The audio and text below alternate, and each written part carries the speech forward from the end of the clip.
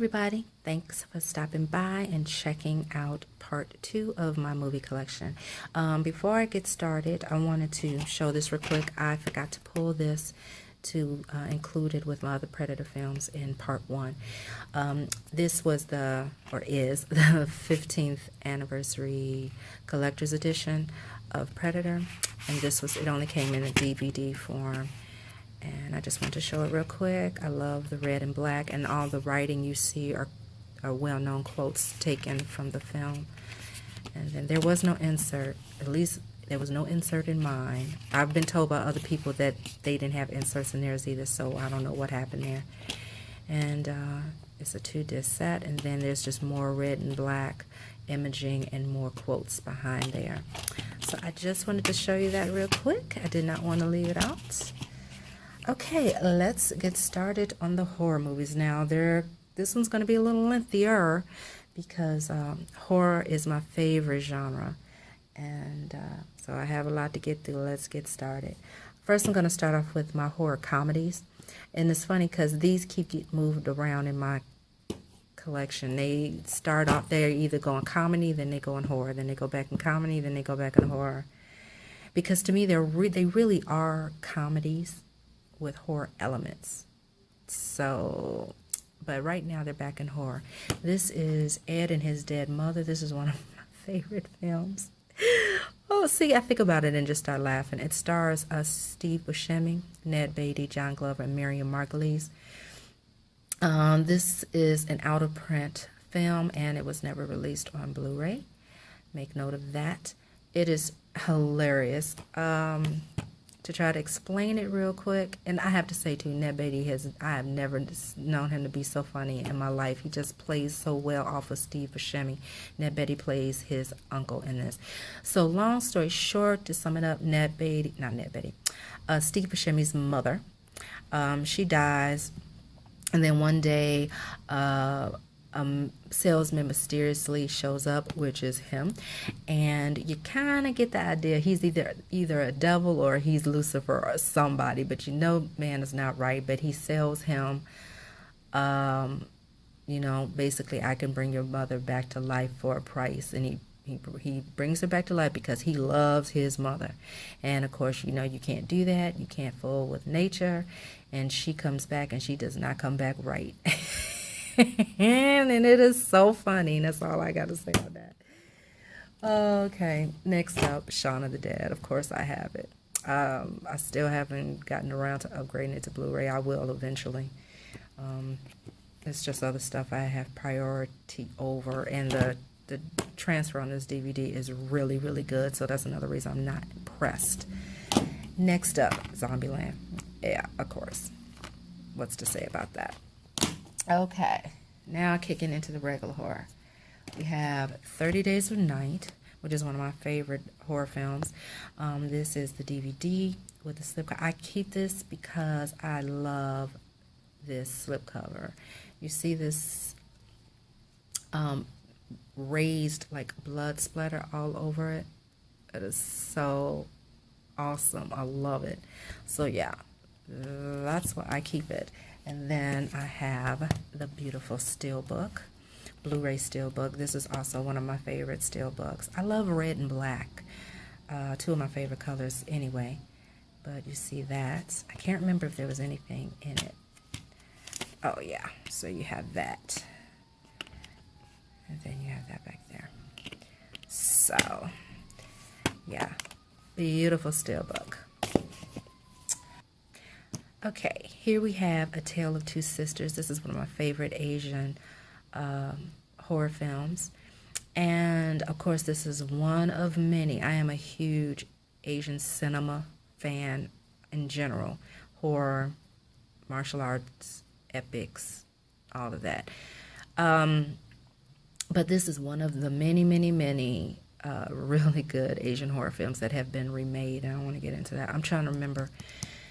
The American remake of this is The Uninvited. It doesn't even touch this. Uninvited was actually cool for what it was. I didn't hate it. I don't own it. But this can't even touch it. Can't even touch it. I love this movie. I don't know if I should get into it, because if I start talking about all of these, which I easily could, I'll never get through them. But basically, it's about these two sisters who seem to knock it along with their father very well. They've been away for a while. They come back. They have a new stepmother, or I don't remember if she was new when they left, but they have a stepmother who they do not like. There's something very not right about her or the whole relationship. And it's just something not right about the whole house. When they get back, it's very somber and dark and sad, and you just know something's not right, as you can see by the cover. Now, if I can recall, there were two covers to this, and this is the unrated version, and I think the rated version doesn't have blood on their dresses, if I remember correctly. And as you can see, this is the import. When it comes to my Asian films and foreign films, I like to attain the original foreign releases. You know, that's the purist in me. If I can get it, I'll get it. Okay, next up we have Alien, one of my all-time favorite films across the board, period. This is one of my favorite lenticulars. You see, you switch it, you see the egg. Very cool. This is something I had never seen in people's collections. I don't know what happened, if this has just disappeared off the face of the earth, but this is not something I see in people's collections, this lenticular sleeve. And of course we have the regular Blu-ray. And then I have my Steelbook, which I love. It's simple and classic. I just have always loved that poster. And I'll show you the inside. Very nice. And take this out. This is the American disc that I switch out. I usually switch out my American disc with the foreign Steelbooks, because oftentimes their discs have a lot of labeling on it, which I am not fond of. Here is my Aliens Collector's Edition. I know there's two versions, another Alien version and another Aliens version I didn't pull, but don't worry about that. But this is another favorite piece of mine. This is the Aliens Collector's Edition. It is just a beautiful piece, amazing packaging. Just show it to you real quick if you have not seen this. That's one side. That's the other side. Open it up. It's just absolutely beautiful. Look at that. And so behind here, you get that. Behind here, you get that. Is that not gorgeous? This is never going out of my collection. We can go to holograms in the future, and I'm still going to have this. Okay. And then we have the Blu-ray. And then you have Alien Resurrection. Yes, I have Alien Resurrection. I don't hate it like most people. Not getting into it, but there's a lot of it I like. If you want to hear my in-depth thoughts about it, you check out my view on Alien Resurrection, and you can see why I like it. Alien versus Predator, AVP. Yeah, I like it. Not getting into it either. Yeah, I'm not defending these anymore. I do like this movie. I enjoy it. It's just fun. Alien versus Predator Requiem. You know why I have this? Because of the wolf predator. That's exactly why I have this. Just for every scene that he's in. I love the wolf predator. And I really like the opening sequence. The opening sequences of this film. I really, really like it. So, yeah, that's why I have it. And besides that, it's a great, the Blu-ray, actually, we all know that one of the issues with the film, one of the main issues besides the stupid teenage subplot, is just that a lot of areas of it was just way too dark. And actually on my Blu-ray, on this one, there's areas that are much brighter. So I don't know if it's my Blu-ray player, my television, or if it's the Blu-ray. But anyway. Amityville Horror. I love this movie. Love this movie. Again, I mentioned before how much of an affinity I have for films from the 70s. But I love this movie. I literally can watch this movie over and over and have just like crack. I can't explain it to you. It can come on cable and I'll stop and watch it. It's crazy. Oh, another favorite film of mine, The Birds, and this is actually one of my favorite Alfred Hitchcock films. I am a big fan of Alfred Hitchcock, but strangely, I don't own a lot of his films. Like, I enjoy a lot of them and can watch them, but I don't need to own all of them. But this one has always been an all-time favorite. I can't tell you how many times I've seen this film. So, next up is Black Christmas. Now, quick backstory on this is the Canadian Anchor Bay special edition release that they did, and they called it the Seasons Grievings edition. And before I got this, it came out not long before Scream Factory released their collector's edition. So I took a while, and I didn't want to take too long because you know this stuff goes fast, but it took a while. I did some research because I only wanted one copy. I tried very hard not to double dip unless it's like Aliens, Jaws of the Thing or something. And so I did my research, and I finally decided on this, and I had to hunt this down because this was not available to even buy in the U.S., so it was not distributed here. So I was very happy that I was able to attain it because this thing has like rocketed up in price because it was a very limited edition release. I love the slipcover, and let me show you the inside. If I can get it out. Sorry about that. And as you can see, the cover art is different, which I love it. I hate it when they use the same cover art as they do on the slipcover. I love it when they mix it up, especially if the slipcover is new cover art. You know, use the original poster or some of the old original artwork on the cover art. It's like, that's crazy to waste that. But this is a really, really wonderful edition. There's so much on here. It's crazy. I don't want to get into it because I'm trying not to make this too long. As long as possible. Look at that disc. Look at that artwork. Oh my God, this is such a beautiful. I'm so glad I got this. And I'm not saying anything against the Scream Factory version. I heard it was really nice from everything I saw too. I'm just very happy with this. And then you get a booklet called the Rue Morgue Presents, and Black Christmas, an introduction plus interviews with cast and crew. And so you get this great all these backstories and information and quotes from the crew and actors. It's really nice. I just forgot this was in here. Actually, I have not read this yet, so I'm going to do that. But yeah, I'm very happy with my choice. So there you go. Okay, and let's see. Next up is Child's Play. Yeah, one of my favorite lenticulars. Did I say Child's Play? Sorry, I was looking ahead. Duh. Cabin in the Woods. Can't you see? I'm not editing these videos. They're going to be too long. Cabin in the Woods. I love this lenticular. And there you go. Next up, we have Carrie. Another favorite 70s horror film of mine. Love it. Just love it. Love it. Still the best Carrie for me. They should have just left it alone. Next up, another favorite Asian film of mine. It's like a horror thriller. Man, this is so good. This is based on a true story, and I mean a true story of a real serial killer in South Korea. You can look it up. You can see the real guy. You can see when he got arrested. I mean, it's a real story. You know, we get a lot of movies that say inspired by true events and things like that, but this is a true story. And it's called The Hunter and the Hunted. The Ultimate Chase Begins. The Tracer. My God, this. Oh.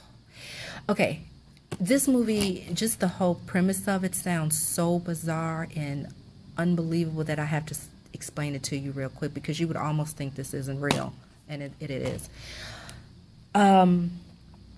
Real quick, there is an ex-cop who is now a pimp. See, that alone. Every time I say it, I can't help but laugh because it's so crazy. But a very well-known cop loses his job. He gets fired from the force because he's like one of those cops. He's like a dirty Harry. You know, he's going to do whatever needs to be done to get the bad guy. So he eventually gets fired from the department, and in order, you know, to make ends meet and make a life for himself, he becomes a pimp using all of his resources that he had before and everything else. What happens, his prostitutes start disappearing one by one, and he's thinking that they either run out on him or some other pimps have taken him. So it comes to the last straw when his most recent one goes disappearing, and he gets a clue because he was a great detective, you know. So he starts putting the clues together and the pieces together, and then he realizes that she didn't run off, that she was taken, and he starts looking for her. You know, the chase is on to look for her and to look for this serial killer, when he soon finds out that it's a serial killer that's involved. And I don't want to get too much into it because I could go on and on about it, but it's amazing how, in reality, which it shows in this film, how the police just botched up the whole thing, and this guy literally turns himself in. He's that sociopathic and that psychotic. He turns himself in and he gets off. He literally walks out because they say they couldn't hold him. It's just, this movie will keep you on edge the whole time, literally until the end credits roll. One of my all-time favorite films. Okay, here's Child's Play. See, I turned and looked and saw it. So here we have Child's Play. This is the special, what would they call it? The Chucky's birthday edition. So it's like a collector's edition of it. Here we have another Asian horror film. This is from Thailand called Coming Soon. I really like the premise of this. About a guy, which is him. He did something, I can't remember what it was right now. He ended up selling like a watch or something from his girlfriend, which you see here. At this time in the film, she had broken up with him, but he's trying to pay her back and trying to get her trust back and get her back and everything. So to make the money, he pirates the movies that are playing at the movie theater where he works. So he's pirating the movies. He's making copies of the reels and he's selling them. Well, this one film comes in called Coming Soon, and it seems to be very haunted, and strange things start to happen and people start dying. And he and his girlfriend try to solve the mystery to stop all of the killing. It's really good. I don't want to say anything else more because if you're interested, it'll give away the twist. Yeah. Next up is The Conjuring. One of my new favorite films. It was so refreshing to have a real horror film come back, you know. I know a lot of people are into all the gore and the evisceration and the blood and stuff, and it's just not necessary, and I'm not into all that because that doesn't make a movie scary. It just makes it gory. That doesn't make it scary. This reminded you that horror can be scary and should be scary without all of the tricks and everything, you know. And I love this movie. Crazies, The Crazies. This is a remake of Wes Craven's.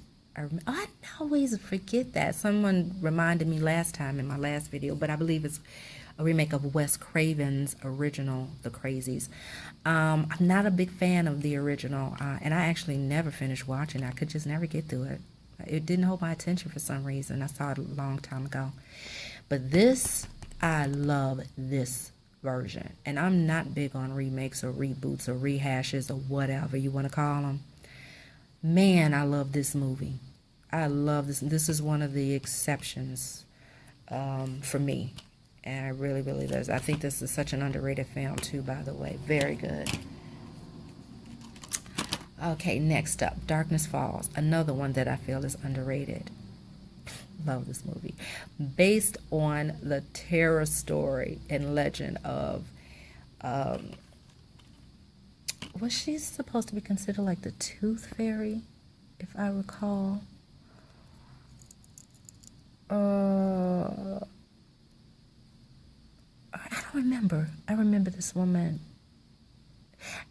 I think, wait a minute, let me read the description again. A young boy, Kyle, claimed to have seen the Tooth Fairy. Yeah, he also claimed she tried to kill him. That's right. I thought so. I like this movie a lot. Man, oh, I like this movie so much. It is so, so, so underrated.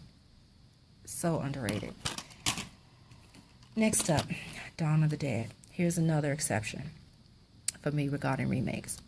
I like this one so much. I actually like it better than the original. Not a big fan of it anymore, of the originals. I was never in love with them to begin with, but I really, really like. This is Zack Snyder's remake of Dawn of the Dead, and this is the unrated director's cut. I really, really enjoy this film. I really do. I really do. Next up, Dead Silence. Yet another movie I feel is highly, highly underrated. This movie is so good. Love this movie. Yep. Recommended. Another favorite of mine, The Descent. And also one of my favorite posters, which I have, and also one of my favorite steelbooks. And a lot of people, I don't even think they catch it. If you look at it closely, if you can't see it, the skull is actually made up of the bodies of the women in the movie. That is what you call art. That is what you call artistic creativity. This is why it's one of my favorite posters. It's brilliant. Love it. So yeah, I can't remember if there's anything on the inside. Oh yeah, the bloody scene. Literally and figuratively. Okay. Next up, Dog Soldiers. Also by the director who did The Descent. Also another favorite. This is one of my favorite werewolf movies. I'm not big on werewolves. Werewolves aren't a favorite subgenre of mine. But this is definitely one of my favorites. I did originally have the Scream Factory collector's edition. I had it pre-ordered, everything. And I just eventually sold it. I was just very, very unhappy with the transfer and what they did. It just was horrible. I just could not keep it in my collection. I just couldn't. So I sold it.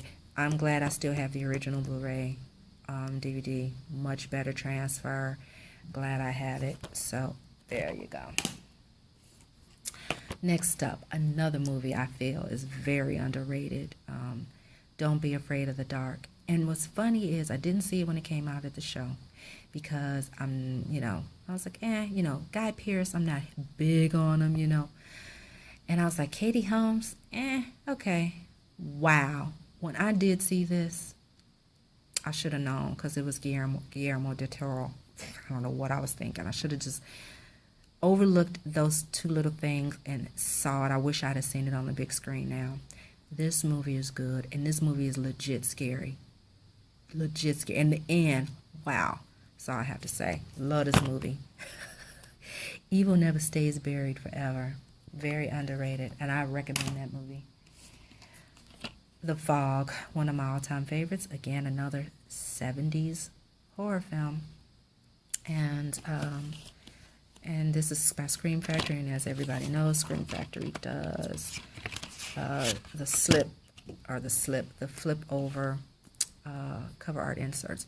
So since the other side is their new cover art, I wanted to flip it over to the original, which is one of the original posters. I actually have this poster. This is one of my favorite films. Love it. So you can see. There you go. And let me try to slip this back in here. Okay. Next up is The Fourth Kind. And you know what? This movie is legit disturbing. It's legit disturbing. It is. So I can't watch that one all the time, I'm going to be honest. Friday the 13th Uncut. This is the only Friday the 13th movie I own. Though I do like Part 2 and Part 3. There are just some things about them that I don't like. I'm not going to get into it. So it's not something I watch over and over again. But definitely I have this for nostalgic reasons. And yeah, so there you go. Next up, one of my all-time favorite movies and one of my all-time favorite horror films, Halloween. The original. The best. The only one that exists as far as I'm concerned. That's all I'm going to say on that. And This is the 35th anniversary edition. This is a custom cover art. And as you can see, it's very custom. Love it. It's one of my all-time favorites. Next up, The Haunting in Connecticut 2 has to be one of the stupidest movie titles ever given to a film. Please tell me how this makes any sense. Ghosts of Georgia. I swear the people in the our design department or whoever came up with that idea must have been high on something.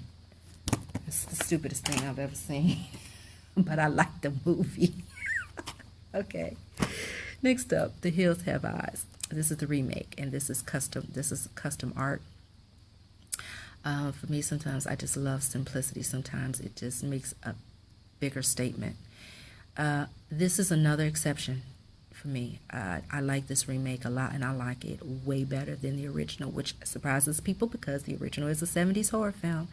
But I do like this better. I just do. And I do not own the original. So that tells you something. I was surprised. I was pleasantly surprised with this. That's a movie I can't watch all the time too. It is violent and disturbing. Here's another one. Hold on, I gotta get out of its sleeve. Okay. Next up, another Asian horror film that I love. This is The Host. This is the collector's edition, and it has embossing, as you can see. Really nice cover. I love this. And the scene when the creature makes its first appearance and it attacks the people, that has to be one of the best scenes in horror movie history. Every time I watch it, it is just anxiety-ridden and intense and just terrifying. I love that scene. That's what you call horror, people. Okay. These are about to fall down on me. Hold on. Okay. Next up is House of Wax. Yeah, it's not really a remake per se. It's more of a reboot or a rehashing kind of the original, which I love and I have. Matter of fact, where is it? Oh, I think I have the original, and because the original is more of like a sci-fi, and I think I have it in with my sci-fi movies. The original with Vincent Price. You know what? This movie actually surprised me. It's pretty good, and I didn't see it initially because Paris Hilton was in it, and I couldn't. I don't even need to comment. But you know what? I have to say it. I will give props when props are due. Paris Hilton's chase scene, death scene, is almost one of the best ones in the film, and she actually did a really, really good job. I would give credit when credit is due every time. I enjoy this movie. They took a different angle. Once you get past not the first act so much, but like maybe the first 30 minutes, and even there's some good stuff weaved in there. But yeah, I like it. I like it. Next up, Insidious 3. Strangely, I really, really liked Insidious, the original one, but I don't own it because, you know what, after seeing it so many times, it's like, you know, it's lost its edge now because it's just not the same anymore once you know everything, for me anyway. So I don't own it, and I wasn't in love with Insidious 2. I did see it at the theater, but didn't need to own it. Really like Insidious 3. The only thing I don't like is the other. I wish they would take the other crap out of it. It's weak. I don't like it. That's the only thing I don't like in here, is when she goes to the other. It's ridiculous to me. And it's not so much as it's ridiculous, but it's just, I don't like the way it's done. It's just, yeah. That's the only thing I don't like. One of my all-time favorite films, Invasion of the Body Snatchers. Now, I know a lot of people keep this in their sci-fi section because it is sci-fi horror, but for me, this movie was always straight horror first. It scared the crap out of me when I was little, and it still disturbs me. The original is still scary, and it's still good, and I love this movie. This is the I think this was like a collector's edition. I always loved this poster. I always loved this poster, and the colors, everything was just beautiful. So there you go. And here we have the remake, the okay, don't quote me on this because too much in my head right now. 1978. It's either like 76, 78, something like that. This is the remake, and this is a special cover insert. Love this one too. These are the only two that I like, the original and the first remake. There have been a gazillion Invasion of the Body Snatcher remakes. These two are so good, are both excellent, and are both scary. Love them. Next up, another movie that really, really surprised me. It Follows. I didn't know. I just was very uncertain about it when it came out in the theaters. And I'm so glad I saw it. This movie was refreshing. It was good, and it was legit creepy and scary. Legit. I mean, to me, seriously. Can we talk about that one moment? Just a lot of them, though. Just that moment when she was in the house, and then that huge, like, giant man appeared in the doorway. But oh my God, I haven't jumped that high so far and so long. It's just creepy. It is so freaking creepy. I love it. Oh my gosh, it was so refreshing, man. This is what I'm talking about. Horror, people. Learn how to do it. Remember how horror is done. It's not always about the gore and the blood and the violence. Jaws. My other all-time favorite movie. I have multiple versions of this. This is the 30th anniversary edition DVD. Beautiful set. And it comes with the 2 discs. It's like 2 discs anniversary edition. Let me set this up here. And I love it. It has like this sheen like water. And it comes with this great book. The commemorative photo journal, and on the inside there's something here from Steven Spielberg, and it's kind of hard to go through this with one hand, but there's a picture of him with his signature. It is wonderful. One of my favorite additions of my collection. Again, we can go to hologram movies. This is never leaving my collection. And as people know, I also have the huge book for it if you want to see that. And here we have the Universal Studios 100th anniversary edition of Jaws, and it has this here, and I love it. Okay. And here we have Jaws 2. I'm glad they finally released it on Blu-ray in 2016, finally. These are the Jaws and Jaws 2 are the only one I own. I don't think Jaws 2 gets enough credit. I really, really like it. And it just, every time those kids get stranded out in the middle, I'm sorry, that is some scary crap. Those sequences still scary to me. Next up, we have Jeepers Creepers.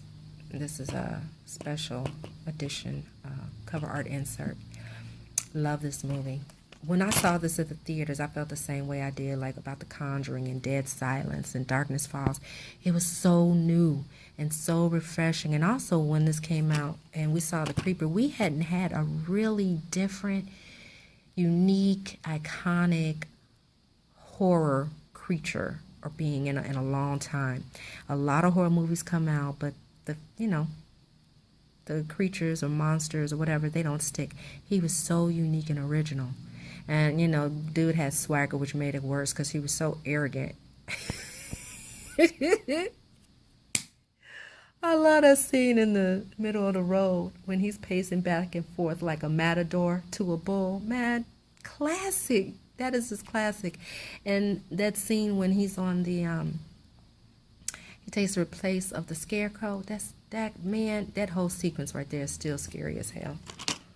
Love that movie. All right. Put that up there.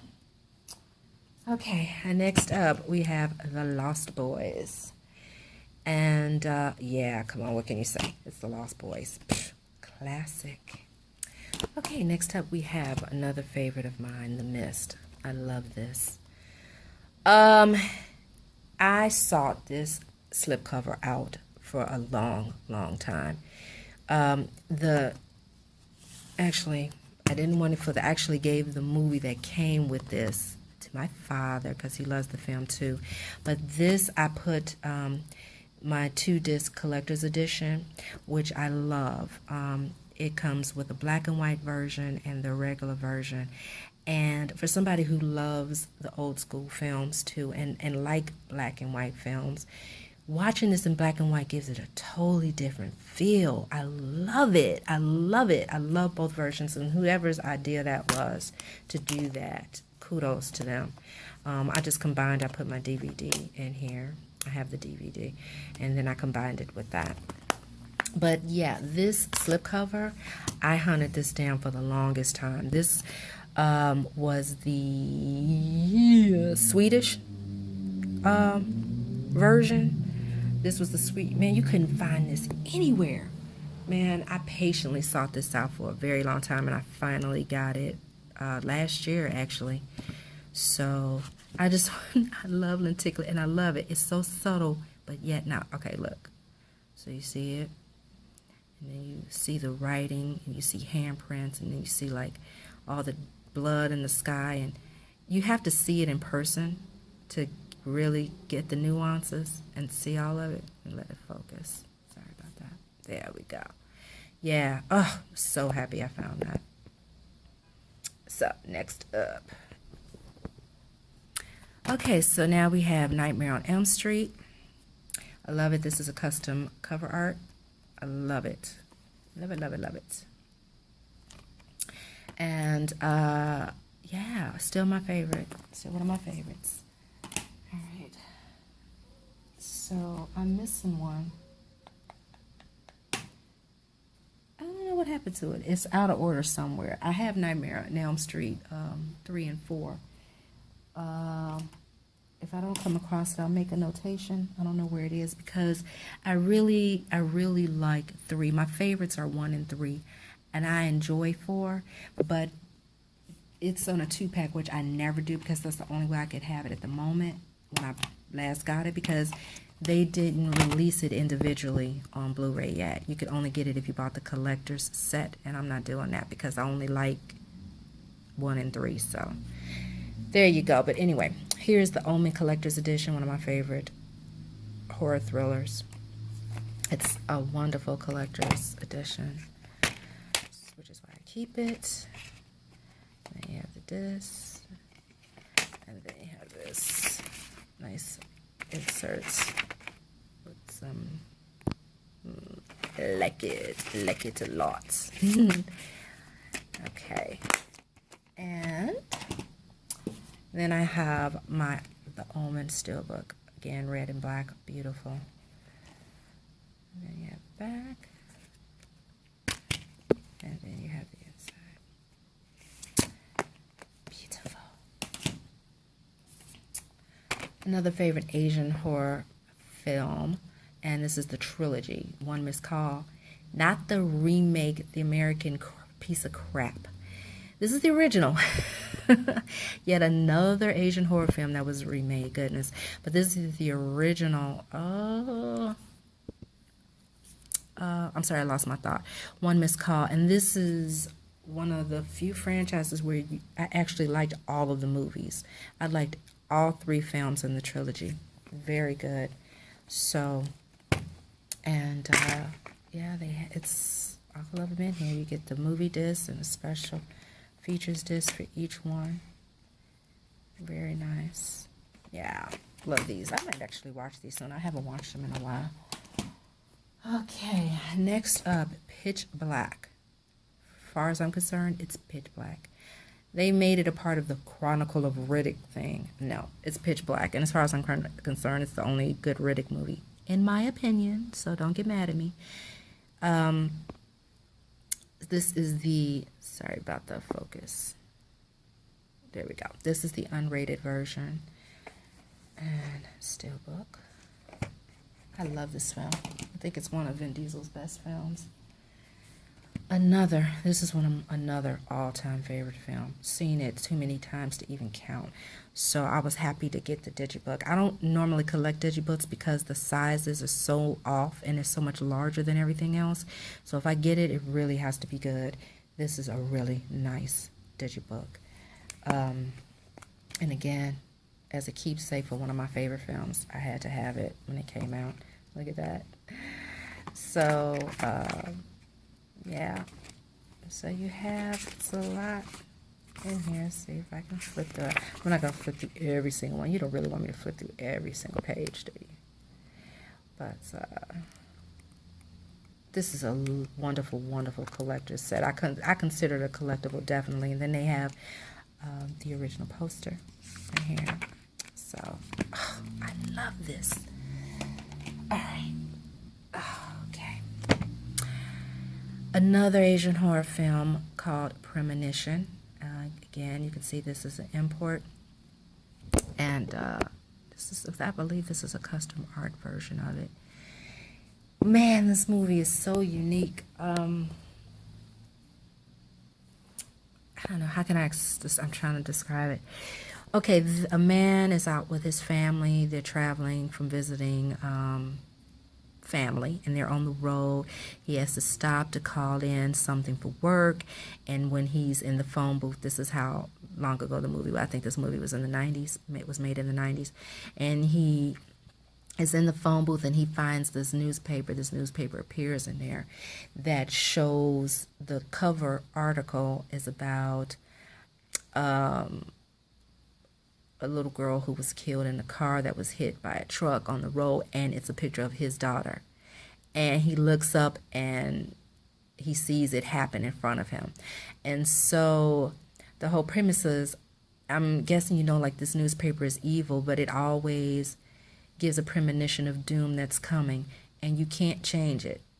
And that's what makes it evil, because it gives you the information, it gives you all the details, it tells you who it's going to happen to, when, and how, and you can't change it, because if you try to change it, you will make things like hundreds times worse for yourself.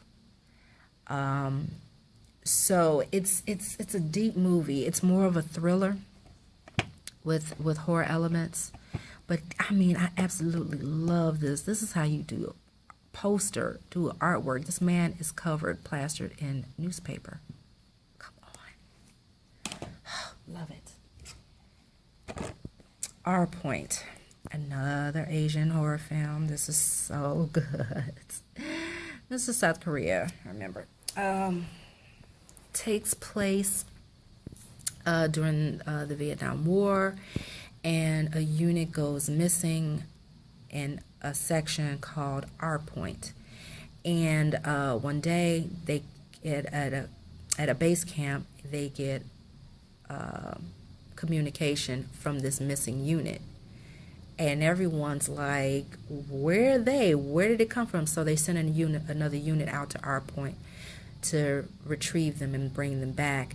Well, everything isn't what they think it is. It is so good. It's a horror thriller. And if you watch this movie, it is one of those movies you have to sit down and you have to pay attention. You can't be distracted. You can't be on the phone. You can't keep getting up. You can't be talking. You have to pay attention, because the nuances and the details and the things that happen, when the movie is over, you'll be like, oh, damn. It's one of those. I love this film. Our Point. I've seen it somewhere and they like changed the name of it. I forgot what it also goes by now, but this is what I know about it as originally the Our Point. And of course you can see this is the import. Okay.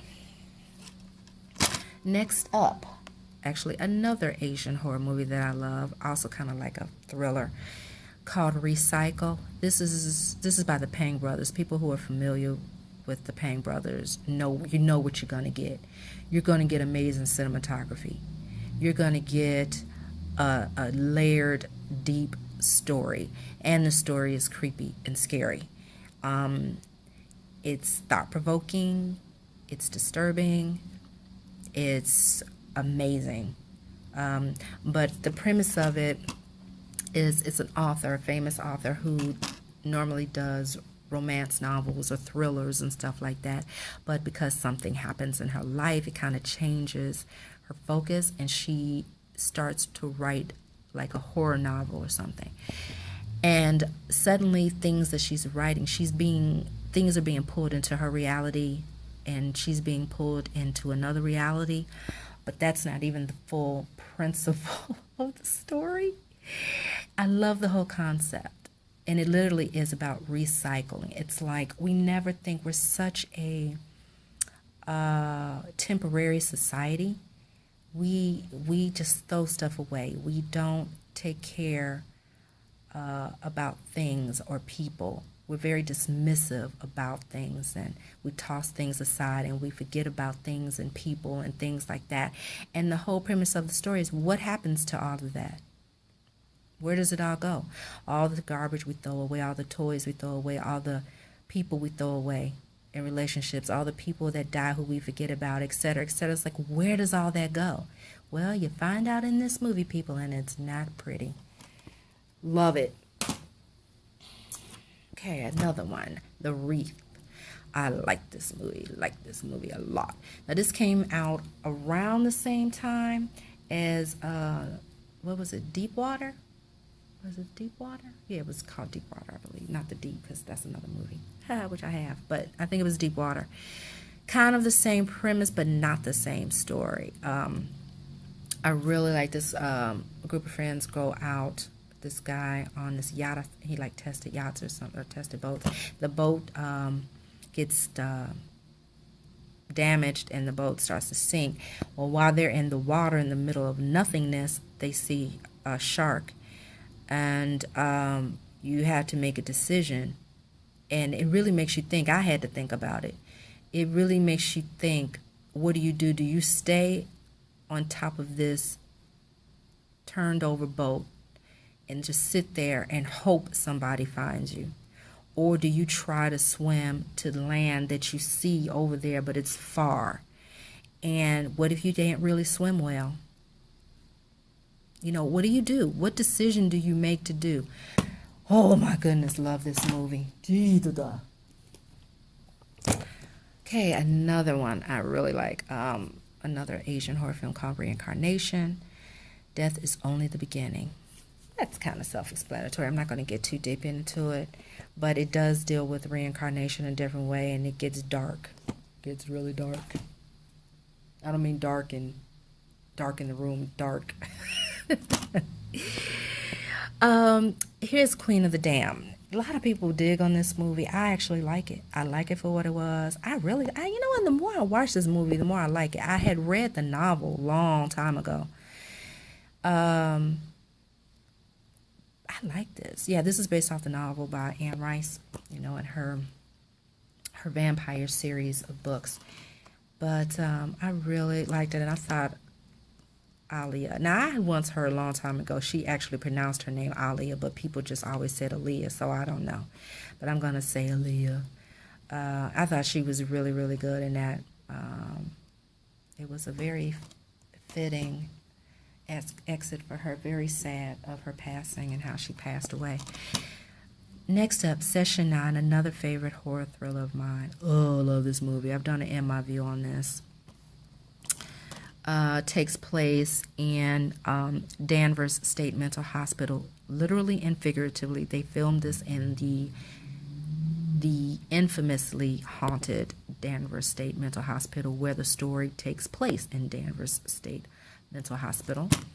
And a group of people who work for an asbestos company go to clean out this hospital because they're getting to reuse the building for some other purpose.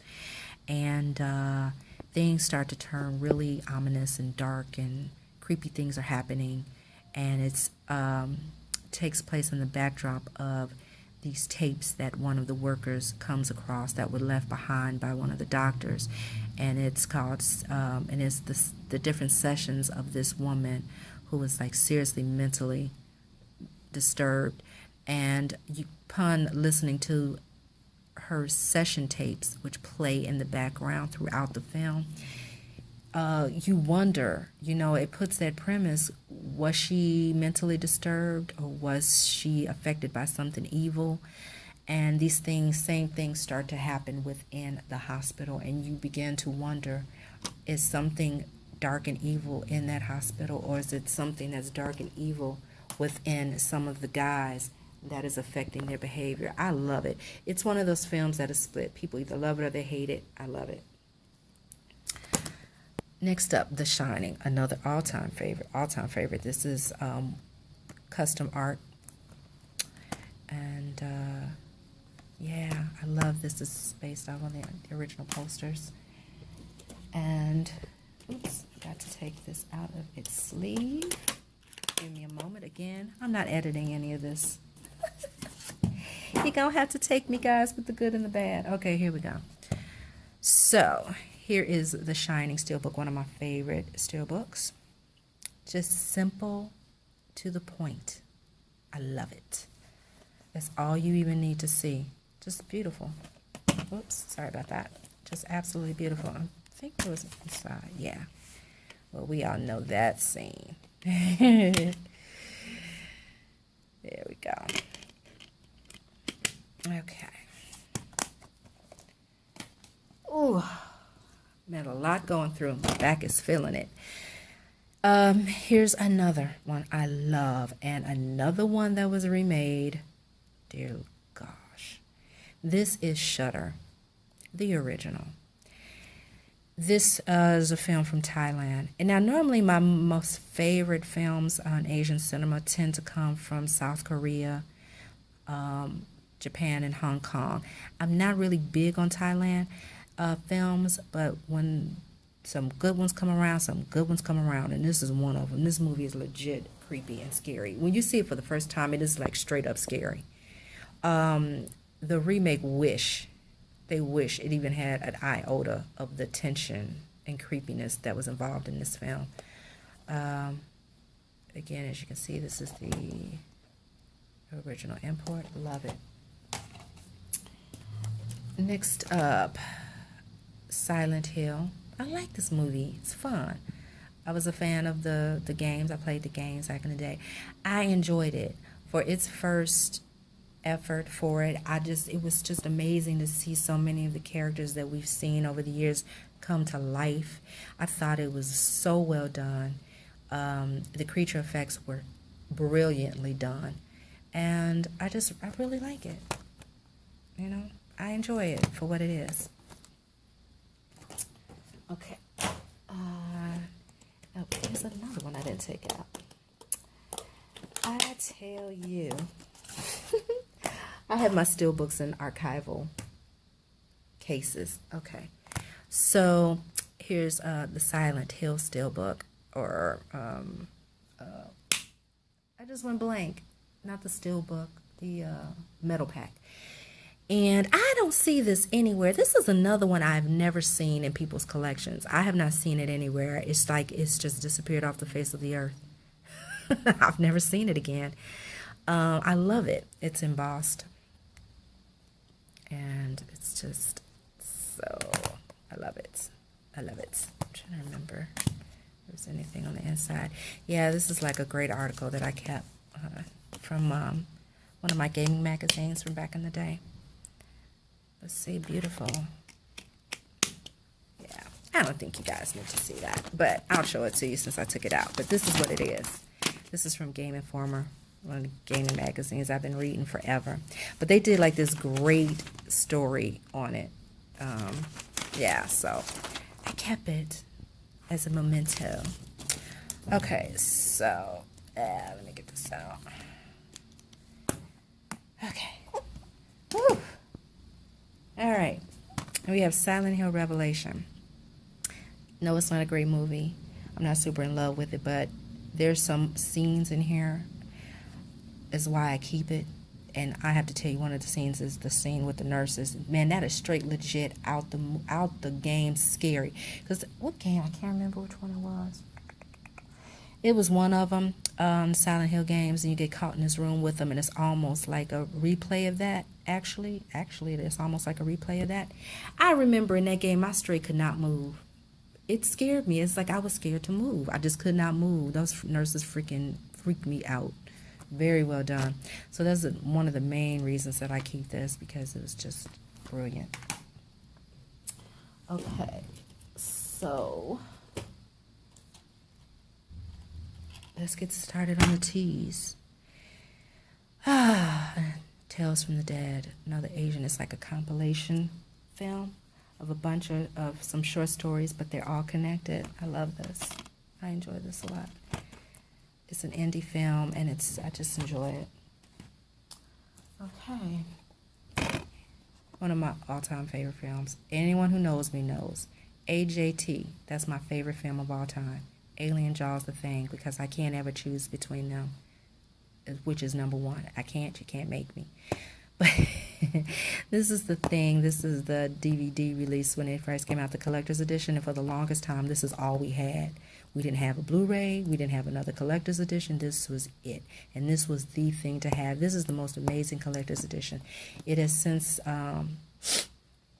the features have since been, thanks to Scream Factory, have been transferred to the Blu-ray, because the problem is a lot of times when you get, let me see the disc, a lot of times when people do the Blu-ray transfers and versions of them, because time has gone by so long that they do not have the rights anymore to use the features that were put in the original media. And that's what happens sometimes. And that's why things get lost. And that's why I tell people all the time, when you buy a Blu-ray, don't be in such a hurry to throw away the DVD. If you're like me and you love the special features and the extra content, because sometimes it does not cross over to the Blu-ray, and you get rid of that DVD, you'll lose it. And sometimes you won't ever see it again. So you need to be careful about doing that. So here is The Thing. This was the first Blu-ray release, and at that time this was the only one that we ever had for years and years and years. Beautiful, beautiful transfer. Beautiful transfer. Nothing really, no like extra features or anything on the side. Everything was like picture in picture, but there was no separate features that you could look at independently of the film. And here we go again. I tell you, I had so many, I didn't take everything out. Here is the Scream Factory collector's edition. Of course, I was going to have it. Pre-ordered that thing day one. I have a video up about it if you're interested in seeing it. And as you all know, there you go. I just kept it with that, with the Scream. I don't know, did they have a flip? I don't remember. Oh, they did. Okay, they did have the flip. I kept it with the new cover art because I already have that there. I kept it with the original cover art because I had that. So there you go. All right. Okay, and then we have. Dang damn it, I need to pause and take all of these out. Okay, so next we have the Mondo exclusive steelbook, and just beautiful.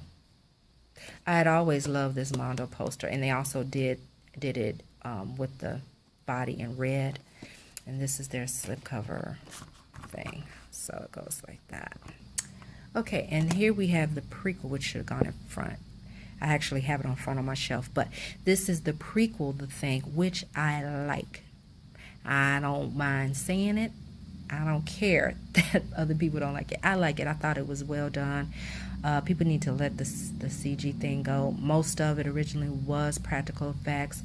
You know, they have no control over what a producer does or director does and the changes they make. They can only fight for it. But a lot of it, most of it, when this movie was done, was practical effects. If you look online on YouTube and look, I believe the studio was ADI Studios, you look at their videos and you will see all of the practical effects that they created, the creatures. And a lot of people tend to think that there's more CG in this film than it actually is. There are a lot of practical effect creatures in here and a lot of practical effects. So, yeah. Maybe a little hard. I can't remember if there's anything in here. No, it's just that. Okay. But I really enjoy this film, and I think it was so well. It is like a legit direct connection to John Carpenter's The Thing, and I find myself oftentimes watching them together now. Just watching this and then watching John Carpenter's right behind it. Okay. Another Asian horror film, which has now become, yeah, I have to say it. It has now become my favorite zombie movie, period. And I'm not big on zombie movies either. Like werewolves. Zombies aren't a favorite genre of mine. I'm not into like things eating flesh and eviscerations and all that stuff. I don't get a kick out of that. But, you know, I am a fan of The Walking Dead. Sometimes it could be a little much. This movie is excellent. Excellent. Excellent. Wow. I remember the first time I saw it, I was like, wow. Train to Busan. Just, you need to check it out. You know, I mean, it's, and you know what? It is so good. And what I mean about true horror, it is so good. You don't even realize it is not full of blood and guts and nasty. You almost don't even realize that it is so scary and so edgy. It is good. That's all I'm going to say. I recommend it. Highly recommend it. Next up, we have Trick or Treat. Everybody knows Trick or Treat. I usually watch it every Halloween. Okay. Next, we have We Are Still Here. Oh my gosh, this movie surprised me so much. This movie surprised me so much. Wow. It really has that 70s look and feel, which is their intention. Man. And one of my favorite subgenres in horror, I love haunted houses. I love ghosts and supernatural and stuff. So it was just refreshing. It's short and sweet. It doesn't overstay its welcome. It gives you the chills and the uncomfortable feeling and like the old school look and feel. Sorry about that. There must be an accident or something going on. So anyway, We Are Still Here. Love it. It was such a pleasant surprise. Wolfen. I really, really like this movie. Another one from the 70s. And I actually am a fan of the novel. I read the novel a long time ago and still own it. That novel, oh, that novel, man. They did as well as they could with this film because it's a lot of nuances and details, and they really, really go in depth about the Wolfen. They're not just werewolves. They're not just supernatural wolves. It's like they explain to you in the novel that they're like these ancient beings. They are highly intelligent, very wise, and they've been around a lot longer than us. And it comes down to like this war against humans, you know, because humans are basically, and it's like a backstory about how humans are just destroying the planet, how it doesn't respect the planet, and in a way where it doesn't respect the space and it doesn't know how to share the space with other creatures and everything. And it's just, these Wolfen are no joke. I'm just saying, if you've seen the movie, you know, but no. To read the book is to know, wow.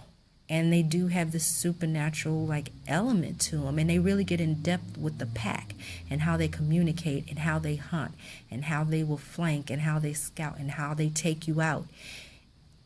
That's making me want to read the novel again. I haven't read it in eons, so I think I'm gonna. Yeah, there you go. Next up is Wrong Turn. This is custom cover art, but yeah. I enjoy this. I'm not big on mutants, you know, inbred mutant movies and stuff like that, but when a really good one comes along, it's a really good one. Okay. Oh, you know what? This is why these are separated. These are the DVDs I have. They either have never been released on Blu-ray, or I still have to get the Blu-ray form, and I kind of have these separated out so I can quickly see which ones I have to get.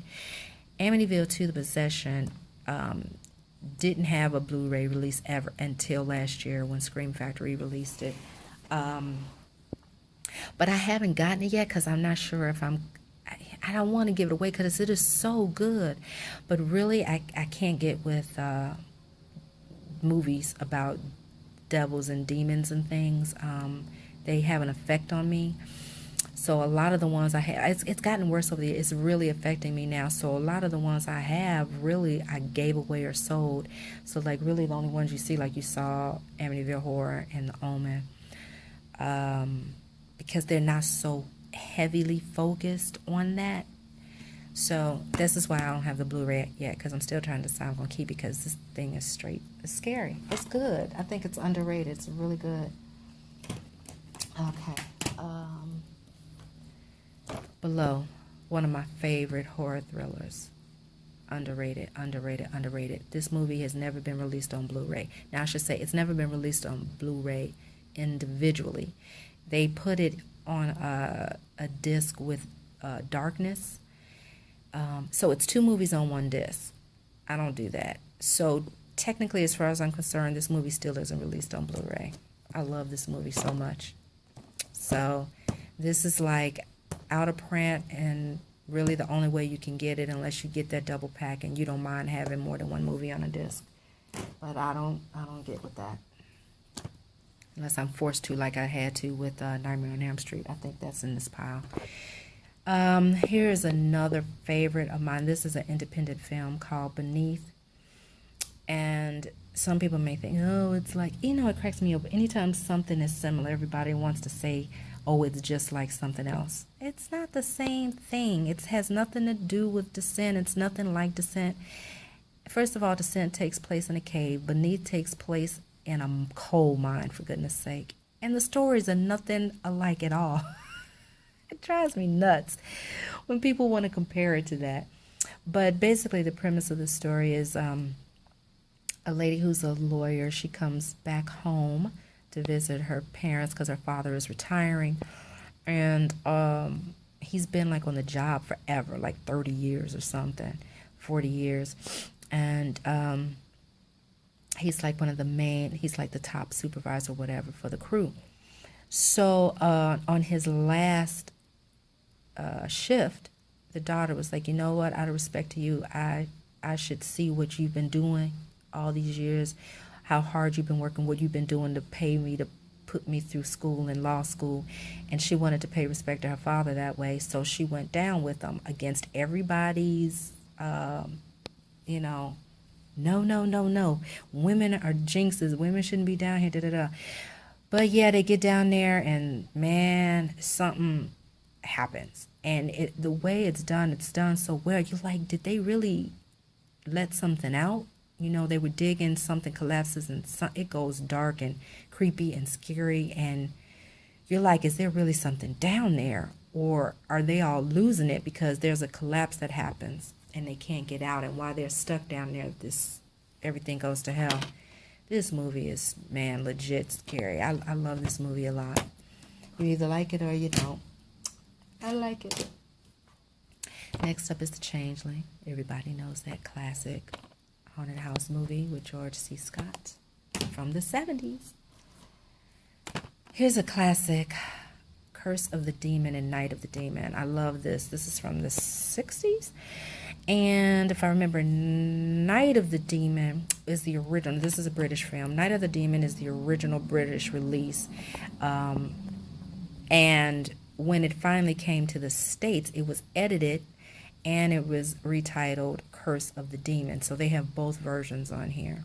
I love this. It's classic. Love it. Okay, here we have The Descent 2.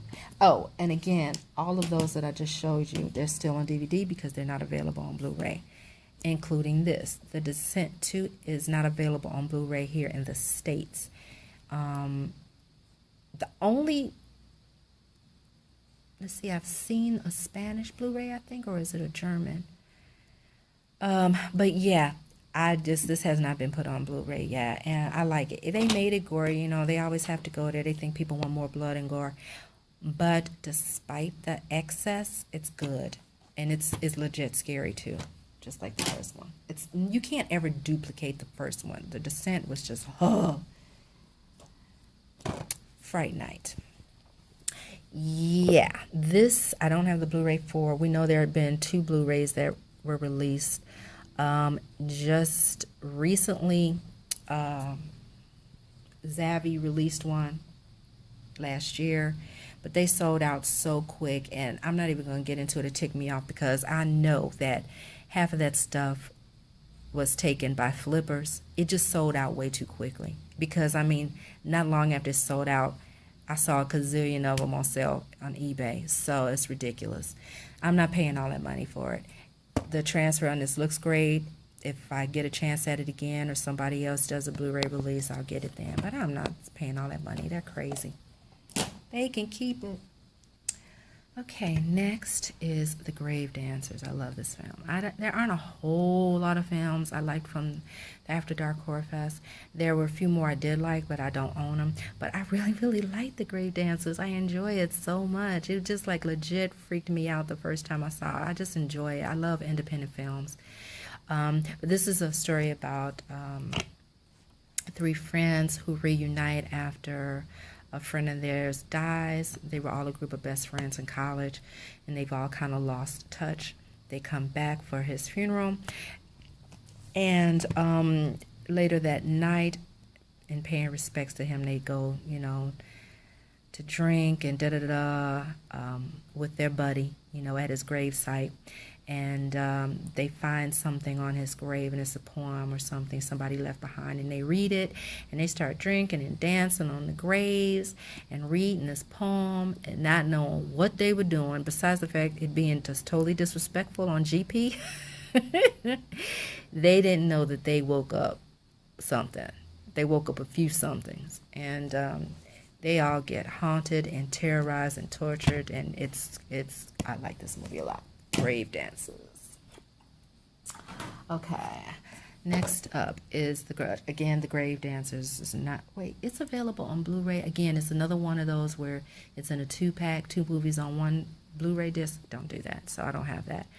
The Grudge just never got around to getting the Blu-ray, but this is one of the very few exceptions. I do enjoy this remake of the original Asian horror film.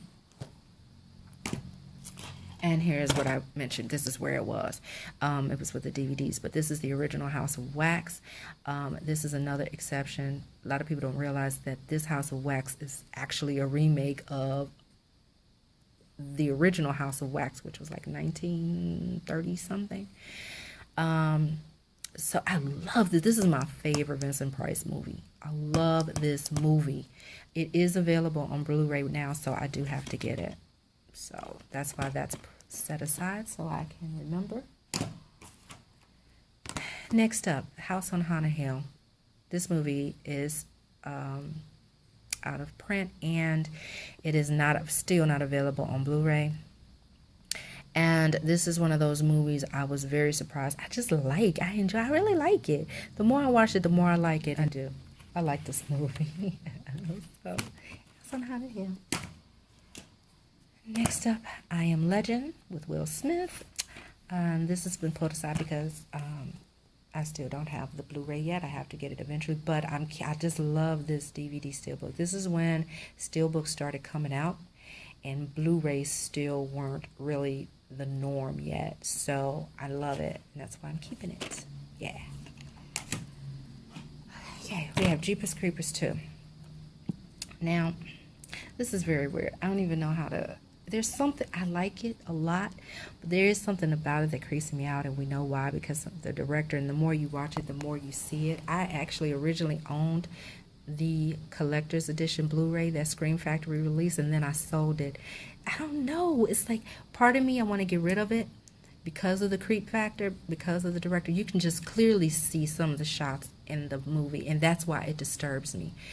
But I keep it because of all of the rest of it. That's like so small, but all the rest of it I really like. I'm torn on this. That's why it's still there.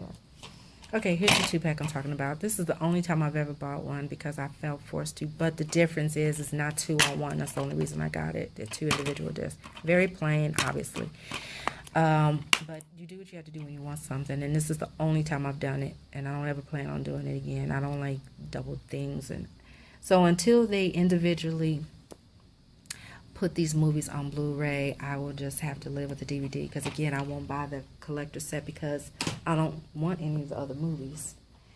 And this is my other favorite in the series, the final one. I love this movie. I think this movie is so underrated. Wes Craven's New Nightmare, my God. I remember when I saw it in the theater, I was blown away. The whole concept and the execution and having him go back to his original scary self. This is what I didn't like about the franchise when it started to change. He became too cheeky, too silly, too smart ass, and the fear factor was gone. It just was all about the jokes and the one-liners, and ugh. This is why I loved Nightmare on Elm Street. It was a horror movie. This is why I loved Nightmare on Elm Street 3 Dream Warriors. It was still a horror movie, even though the cheekiness started to really kick in, but it still wasn't that bad. This went straight back to horror thanks to Wes Craven. Thank you, Wes Craven. You saved it for me. You gave me back what I loved about the original. Next up is Stay Alive. I love this as an independent film. Again, I always tell everybody, if you saw the original in the theaters and you were like, it wasn't what I thought it, that's because they cut it down to make it PG-13. They released it in its original form, how it should have been released in the theaters, which is the unrated director's cut. Watch it again and watch this. And if you've never seen it before and you think you want to see it, only watch the unrated director's cut. Great premise, especially for someone like me who's a gamer. You really love it because you connect with everything and you get all the little in-jokes and comments. But it's about a guy whose best friend gets murdered in his house along with a couple of other friends. And he was a game tester, and he comes across, he inherits all of his games.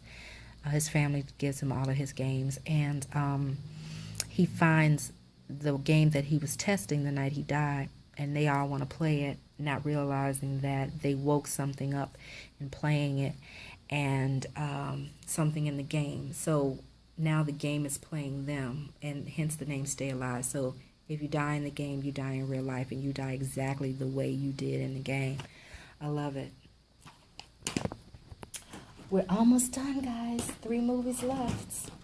Okay, so we have The Taking of Deborah Logan, Evil Lives Within You. This is such a brilliant independent film. This horror movie's straight legit scary. And you see it's from the producer of Trick or Treat Next Man. But quickly, the premise of it alone is scary. If you have ever known anybody with Alzheimer's, or if you've ever been around anyone with Alzheimer's, it is a very sad, very scary, very disturbing and confusing thing to have to witness and to be around. And I know because I had to be around it with someone in my family. So it takes it on the premise of this woman whose mother has Alzheimer's, and now, like with all the medical bills and everything, they're running out of money. So she agrees to work with this lady who is working on her thesis about Alzheimer's. So, from the grant, she's going to pay them money to be the focus of her documentary. They get there, and strange things start to happen, and it's all happening through her mother, which is Deborah Logan. And you start to wonder what the hell is going on, and you start to, is it her Alzheimer's? Because if you know about how Alzheimer's is, it affects their memory, affects their behavior, their body, everything. And then you just start to wonder the things that are happening. You're like, is that her, or is something else going on? And then you start to realize, not only is it her Alzheimer's, but it is something else that's going on. That's all I'm going to say. Freaking good movie. A pleasant surprise when I saw it. Wolf Creek, the unrated version. This is in DVD also, just like the other one, because it's not available on Blu-ray here in the States. I don't even know if it's available on Blu-ray. Yeah. No, it's just not available on Blu-ray here in the States. Yeah, that's what it is. So if you want to, that's the only way you can get it unless you're going to buy a foreign version, and I haven't found one that I wanted. But I almost didn't keep this movie because it's just so disturbing, man. It's so brutal. And it's just really a good film, but I didn't know if I could handle watching it again. I've seen it twice. But I keep it because it's like, it's rare here, and it is an excellent film, but it's hard to take, man. There are parts that are hard to take. But it's damn good, and the actors are damn good in this. Excellent. Last one, guys. Whew. Thanks for hanging in there with me. Yoga. Another Asian horror film. Great story. Takes place on the premise, some people would be like, it's a chick flick, whatever. It takes place, the premise of it is about, it stems around how women, so many women feel forced to be beautiful, feel peer pressured into being beautiful and young and attractive in our society. And all of these women are trying to get to this yoga institute to stay beautiful, or to maintain their beautiful, or gain beauty, for all their different reasons. And our main character, her reason for going, she was a TV host. She was like either a TV host or a TV reporter or something like that. She's like gorgeous. The woman's only like 28 or something, and she gets fired for a younger woman. So anyway, she gets to the institute and find out there's more to it than meets the eye. And when you get in there, rules are set, and you have to obey, and you have to go by them. And any deviation, man, you are screwed. And basically, if you make it through the whole training, or whatever you want to call it, at the institute, you will get your beauty. You will be rewarded. Yeah, but you know, nothing is ever that simple. And she gets there and finds out it is not what she thought. It is good. I like this movie a lot.